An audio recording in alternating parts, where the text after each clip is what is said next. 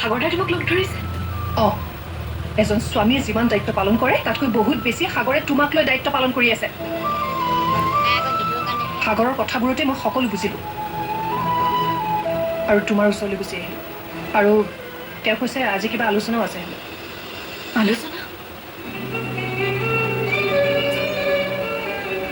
এইবোৰ তুমি কি কৈ আছা হৃদয়দা? ইমান নিৰাশ হলে কেনেকৈ হ'ব? মোৰ আবেগবোৰ তুমি বুজি নাপাবা। ঠিকেই, বুজি নাপাওঁ কাৰণে মই পাপাৰ কথাৰ অবাধ্য হৈ মই তোমাৰ লগত আছো।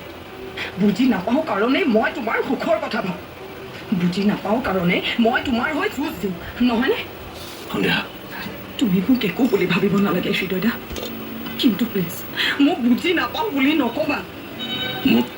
মোৰ পৰা তুমি দূৰত থকা অৱস্থাবা তুমি। তোমাৰ হেৰাই যোৱা হাঁহিটো মই ঘূৰাই আনিব লাগে, আৰু যেতিয়ালৈকে আনিব নোৱাৰো মই যুঁজিয়ে থাকিম। স্বাগতাৰ অবিহনে মই শূন্য। তোমাৰ কথাবোৰ মোৰ মগজুত সোমোৱা নাই। মই হেৰাই যাম, মই হেৰাই যাম জানানে? মোৰ মাজনীক এবাৰ দেখা পোৱা হলে। সেইবোৰ কথা নকবা তুমি। স্বাগতাৰ বিয়া দিনটো চাবলৈ মই জীয়াই থাকিব নোৱাৰো।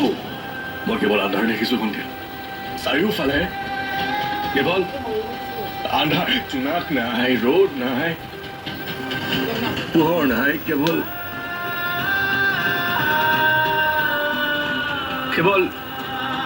আন্ধাৰ। হৃদয়দা, মই ঘূৰাই আনিম স্বাগতা। তোমাৰ ৰ'দ, তোমাৰ জোনাক, তোমাৰ পোহৰ মই ঘূৰাই আনিম। বিশ্বাস ৰাখাচোন তুমি মোৰ ওপৰত। সেইকাৰণে নিয়ৰে বিয়াখন কেঞ্চেল কৰা দায়িত্ব মোক দিলে। এনে একেবাৰে ৰাষ্ট্ৰীয় চোৰাংচোৱা বিভাগৰ দায়িত্ব পাইছে তাই। লাজ পাইছা? হা, লাজ পাইছা? তোমাক যে দায়িত্ব নিদি মোক দিলে সেইকাৰণে তুমি লাজ পাইছা। লাজ পাইছা? আমি দুয়োটাই পবিত্ৰ তুলসী পাত হবলৈ যত্ন কৰিছিলো, কিন্তু তুমি আকৌ চোৰাত পাত হবলৈ কিয় মন মেলিছা? হা, যি কৰিছো সাগৰৰ ভালৰ কাৰণেহে কৰিছো। ধৰ্ম স্থাপনৰ বাবে মহাভাৰততো ভগৱান শ্ৰীকৃষ্ণই ষড়যন্ত্ৰ কৰিছিল। কৰ্ণৰ অসহায় অৱস্থাত কাঁড় মাৰি হত্যা কৰিবলৈ কৃষ্ণইতো অৰ্জুনক উপদেশ দিছিল। ষড়যন্ত্ৰ কৰি ধৰা পৰাৰ পিছত মাইকী মানুহ বুলিতো তুমি বাচি যাবা, কিন্তু মৰিম মই। সাগৰ দা, বিনন্দ দা, নিশা বয়ে মোক ক'ত ক'ত কাঁড় মাৰিব তুমি এবাৰ ভাবিছানে? এই দেহাটো গাঁৱৰ আইতাই মাছ চুকাবলৈ দিয়া চালনীখন কিয় বনাব বিচাৰিছ? কিহৰ শত্ৰুতা? হা, আয়ুৰ্বেদিক কল্ড ড্ৰিংকছ বুলি পানীৰ লগত ফেনাইল মিলাই খুৱাইছিলো নেকি তোমাক? ৰবা এডাল, কিয় ইমান ভয় কৰি থাকা তুমি? মই ঘৰখনৰ ভালৰ কাৰণেহে কিবা এটা কৰিব খুজিছো। মোক উৎসাহ দিয়া, মোৰ ভিতৰৰ সেই পুৰণা আকাংক্ষা যদি জগাই দিয়া অনু। মোৰ ৰন্ধ্ৰে ৰন্ধ্ৰে অন্ধ্ৰে অন্ধ্ৰে ষড়যন্ত্ৰৰ বিষ ভৰাই দিয়া। আমাৰ এজনী পাগল হ'ল। উৰহি খাছিলা ন? সৰুতে পাগল কুকুৰে কামুৰিছিলাতো, এতিয়া মোক দিছা আৰু। জগাই দিয়া অনু, আজি মোক তুমি জগাই দিয়া অনু, জগাই দিয়া। পুৰণা আকাংক্ষা যদি মুঠৰ পৰা জগাই দিয়া। খুৰা, খুৰী, সাগৰ দা, মই সৰু বুলি এক্সিডেণ্ট মোক ভয় কৰিছে। এক্টিং কৰি আছে সি। ভাবিছে স্বাগতাক নাপালে সি মৰি যাম বুলি ক'লে মই তাৰ কথাত ভুল যাম। আকৌ স্বাগতাক ঘূৰাই অনা কামত মই লাগি যাম। এইবোৰ সম্ভৱ নহয়। কেইদিনমানৰ পাছত যেতিয়া স্বাগত আৰু সাগৰৰ বিয়া হ'ব, সি কথাবোৰ নিজে বুজি পাব। তথাপিও ভয় এটা লাগে দিয়াচোন। হৃদয়ৰ মুখত এনেকুৱা কথা কেতিয়াও শুনা নাছিলো। তাতে মাও নাই। মাৰ লগতে সি সকলোবোৰ কথা খোলাকৈ পাতে। কি সঁচা মাতি আছে নে মিছা মাতি আছে মায়েহে ভালদৰে গম পালে হয়। মোৰ ভাই ইমান দুৰ্বল হ'ব নোৱাৰে। এজনী ছোৱালীৰ কাৰণে সি তাৰ নিজৰ জীৱনটো শেষ কৰাৰ কথা কেনেকে ভাবিব? মোক তাৰ ফলীয়া কৰিবৰ কাৰণে সি এইবোৰ চক্ৰান্ত কৰি আছে। চোৱাচোন কৃষ্ণা, মই চিন্তা কৰিছো তাৰ চাকৰিটোৰ কথা, আৰু সি চিন্তা কৰিছে স্বাগতৰ কথা। শুনাচোন, তুমি মাক সোনকালে ইয়ালৈ অনাৰ ব্যৱস্থা কৰা। মা কাষত থাকিলে সি সাহস পায়। পূজা যজ্ঞবোৰ শেষ নকৰাকে মা কেতিয়াও উভতি নাহে, আৰু তুমি বা মই মাক উভতাই আনিব নোৱাৰো কৃষ্ণা। তুমি চিন্তা নকৰিবা, মই হৃদয়ক জানো নহয়। লাহে লাহে সি স্বাগতকো পাহৰিব পাৰিব, আৰু জীয়াই থাকিবলৈ তাৰ মন নাই বুলি কৈহে আছে। এইবোৰ চব মিছা কথা কৃষ্ণা। সময়ত তুমি সকলো বুজিবা। ডাঙৰ দা, বৰ সন্দেহটো ভুল নহয়।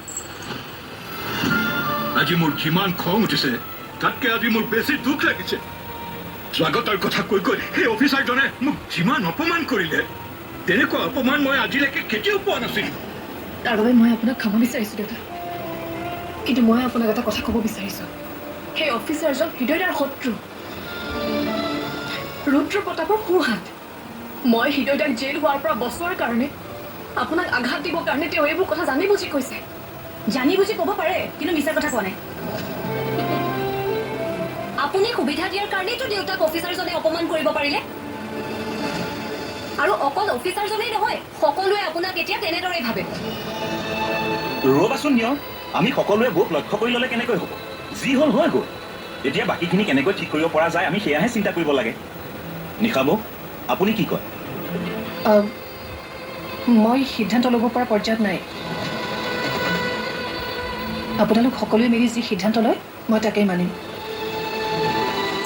আৰু ভুল যিহেতু স্বাগতে কৰিছে মোৰ আৰু ক'বলগীয়া নাই মোৰ মানুহজনে দুখ পোৱাৰ বাবে দুখ লাগিছে গোটেই জীৱন সততাৰে তেওঁ সন্মান অৰ্জন কৰিছিল কিন্তু এনেকৈ যদি ৰাস্তাই ঘাটে অপমান পাব লগা হয় বেলেগ দিন হোৱা হ'লে মই এই অফিচাৰটোক বজাই দিলো হয় আজি ৰ'দটো কাঢ়াৰ কাৰণে মোৰ কাজিয়া কৰিবলৈ মন নগ'ল বাচি গ'ল সি ৰ'বাচোন খুৰা এতিয়া আপুনি কি কৰিম বুলি ভাবিছে কথাবোৰ ইমান সহজ হৈ থকা নাই কিবা এটাতো কৰিবই লাগিব একো নকৰিলে আৰু কিমান অপমান পাওঁ তাৰতো একো ঠিক নাই গতিকে নিশা তুমি বেয়া নাপাবা বেয়া নাপাবা মানে খুৰা আগৰ স্বাগতাৰ সংসাৰখন এনেও সুখৰ নহ'ব তেওঁ যেনেকৈ কথাবোৰ কৈছে সেইটো অলপ ভাবিবলগীয়া মোৰো সেইটোৱেই সন্দেহ মই তাকে শান্তনুক বুজাব